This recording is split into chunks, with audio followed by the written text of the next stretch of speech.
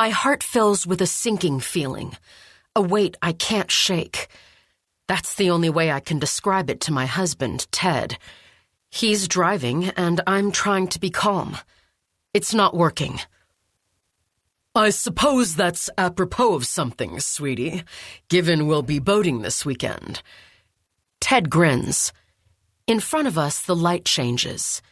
He pounds the steering wheel in frustration.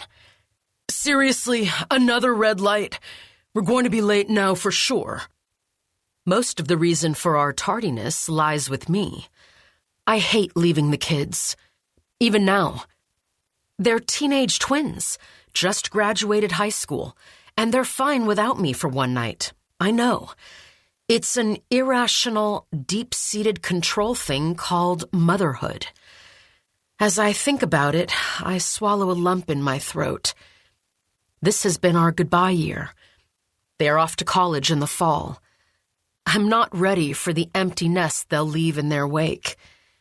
Sure, I help run Orange County's food bank, one of the largest and, in fundraising terms, most successful in the nation. But it's as a volunteer. I told them years ago when they offered me the CEO position, and every year since, Ted and I decided I'd be a mom full-time. And I have been.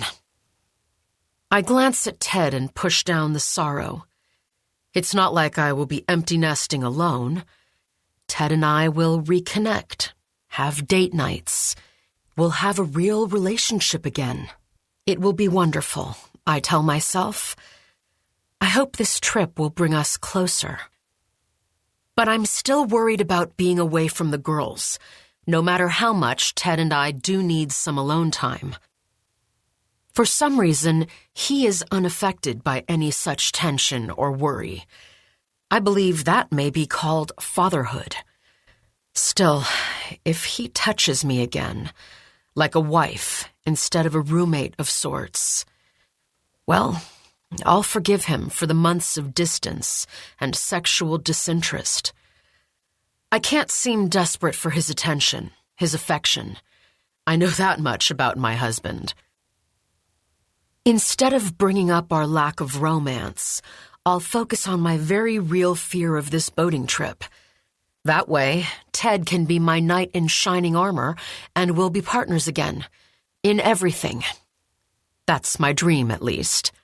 Maybe all these red lights are a sign we should stay home. Did you know that the water between here and Catalina Island forms one of the deepest saltwater channels in the world? We'll be crossing over 4,000 feet of deep, dark ocean, I say, and grip the passenger armrest of Ted's Tesla.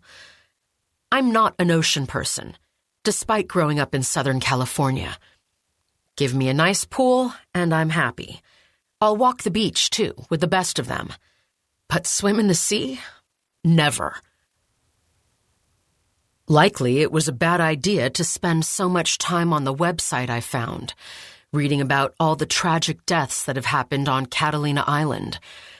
I may have become addicted to the stories, and now I've scared myself over all the things that could possibly go wrong during this weekend, on land or at sea.